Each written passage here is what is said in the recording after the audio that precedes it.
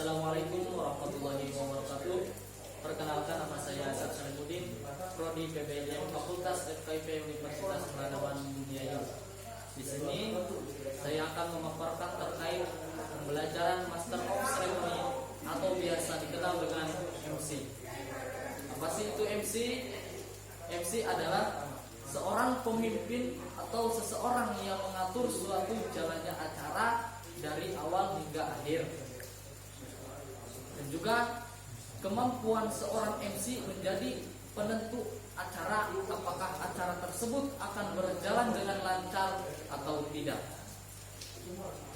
Untuk itu, seseorang MC harus memperhatikan hal-hal apa sajakah yang perlu diterapkan dalam menjadi seorang MC. Yang pertama yaitu harus mempunyai intelijensi yang tinggi. Intelijensi tinggi ini berhubungan dengan pengetahuan Anda sebagai seorang MC dalam norma-norma atau kebiasaan yang terdapat di lingkungan acara berlangsung dan kepekaan intelektual terhadap kekuasaan acara. Jadi harus mempunyai wawasan yang tinggi atau mempunyai intelijensi yang tinggi. Untuk selanjutnya, berpenampilan atraktif dan simpatik. Penampilan atraktif dan simpatik berkaitan dengan daya tarik Anda sebagai seorang MC kepada audiens.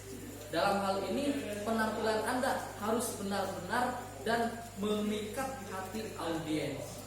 Selanjutnya, hal yang perlu dimiliki oleh seorang MC yaitu memiliki jiwa pemimpin. Seorang MC diibaratkan layaknya sutradara, dia bertindak sebagai pemimpin dalam suatu acara. Adapun jiwa kepemimpinan yang dimaksud dalam seorang MC yang harus dimiliki oleh seorang MC, yang pertama harus mempunyai kewibawaan. Kewibawaan ini harus dimiliki seorang MC karena apa? Karena untuk meredam suatu terjadinya apabila ada seseorang audiens yang tidak terkendalikan. Jadi ketika kita mempunyai wibawa yang tinggi, maka insya Allah audiens akan mendengarkan terhadap paparan yang kita lantunkan. Untuk selanjutnya harus memiliki kebijakan. Kebijakan ini timbul dari sikap kita sendiri sebagai seorang MC yang disebabkan oleh sikap jujur benar. Untuk selanjutnya, kearifan. Sikap arif Anda sebagai seorang MC berhubungan dengan cara Anda mempertimbangkan segala sesuatu sebelum mengambil suatu keputusan. Seorang MC dalam mengambil suatu keputusan haruslah dengan mempertimbangkan, harus mempunyai pertimbangan dengan matang. Dan juga seorang MC harus komunikatif. Komunikatif dalam hal ini harus mempunyai komunikasi yang baik terhadap semua audiens yang mendengarkannya. Untuk selanjutnya, sabar dan cekatan.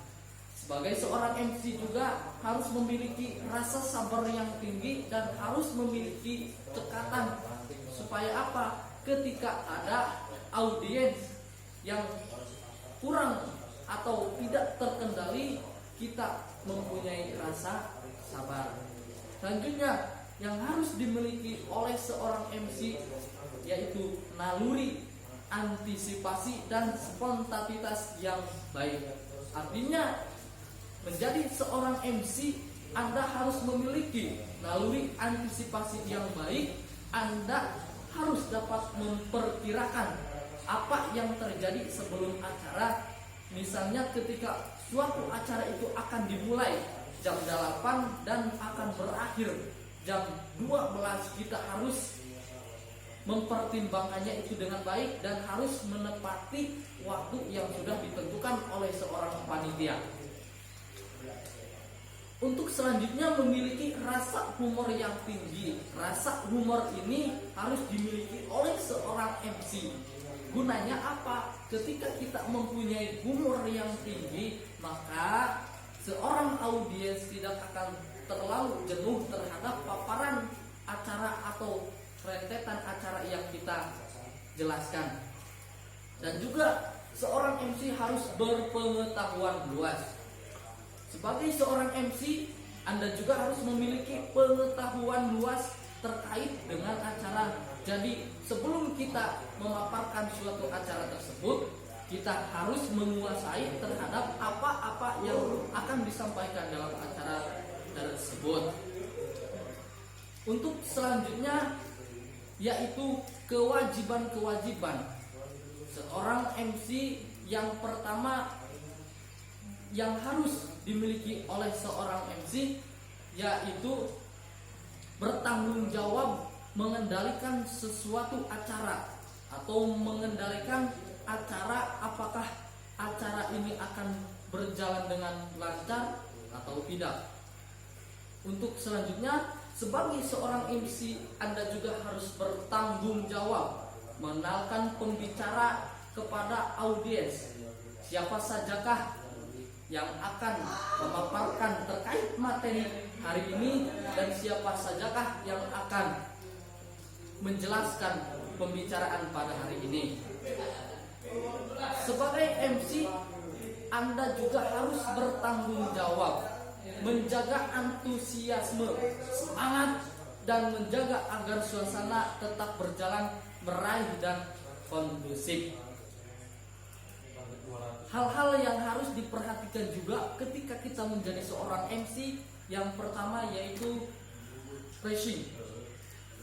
Phrasing itu sendiri pemenggalan kalimat sebagai seorang MC.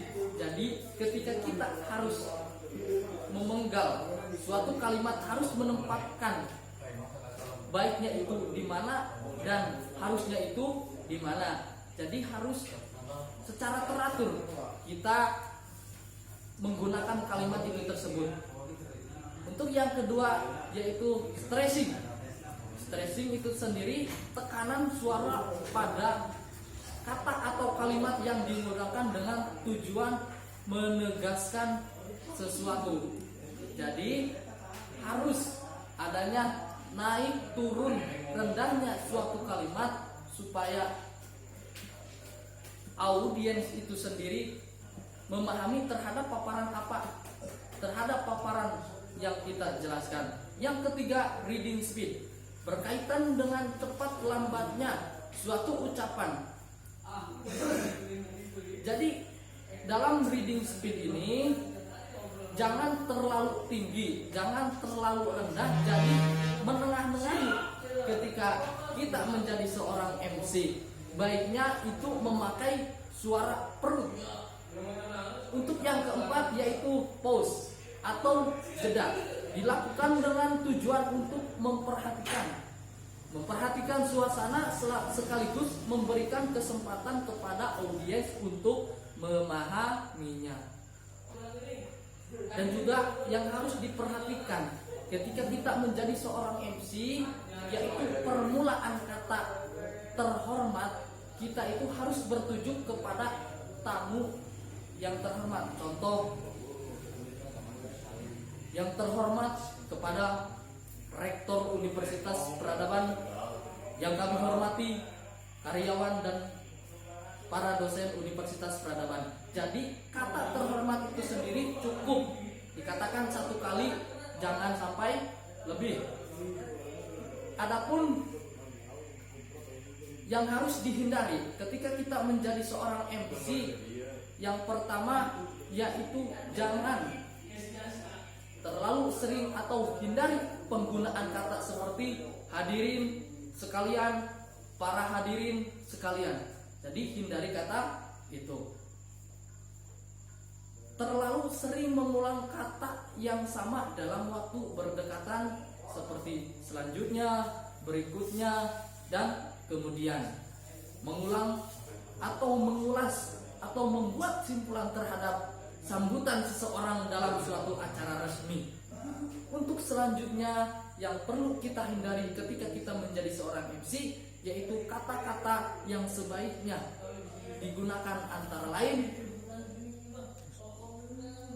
yaitu bapak-bapak atau ibu-ibu hadirin yang kami hormati, yang berbahagia, para tamu undangan ataupun yang lainnya. Dalam acara tidak resmi disarankan menyambut pangkat atau gelar seseorang yang akan memberi sambutan, tetapi bukan jabatan seperti profesor, dokter andes, insinyur, dan lain sebagainya. Dan juga seseorang MC harus memulai berbicara pada saat kita mencapai ketenangan prima. Jadi ketika kita belum tenang, janganlah kita memulai acara tersebut. Gunanya untuk apa? Ketika kita sudah tenang terhadap apa yang harus kita jelaskan, maka disitulah kesuksesan akan dihadirkan. Dan juga kita itu jangan tergesa-gesa meninggalkan mic setelah mempersilahkan seseorang untuk tampil, dan berbicaralah sesudah si pembicara duduk kembali. Mungkin itu saja yang dapat saya sampaikan, kurang lebihnya mohon maaf. Wallahul muwaffiq ila aqwamit thoriq. Assalamualaikum warahmatullahi wabarakatuh.